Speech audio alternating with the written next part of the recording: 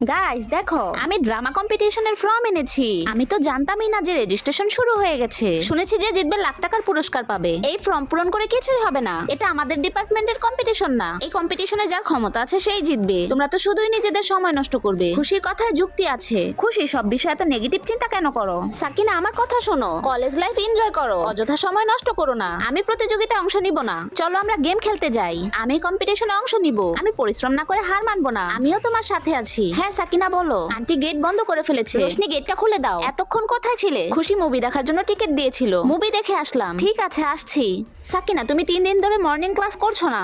আরে কলেজ লাইফে মজা করতে গিয়ে ক্লাস মিস করাটা স্বাভাবিক। তাছাড়া এত রাতে ঘুমিয়ে সকালে ঘুম থেকে ওঠা সহজ কথা নয়। ড্রামা কম্পিটিশনে তুমি ছাড়া আমরা সবাই সিলেক্ট হয়েছি। এমনকি খুশিও। খুশি, তুমি তো বলেছিলে প্রতিযোগিতায় অংশ নেবে না। আমি তো এমনি ফর্ম পূরণ করেছিলাম। তুমি এমনি করনি। তুমি ইচ্ছে করে এমন ভাব নিয়েছো যে এতে তোমার কিছু যায় আসে না, যেন বাকিরাও পিছিয়ে আসে। সাকিনা, সবসময় মনে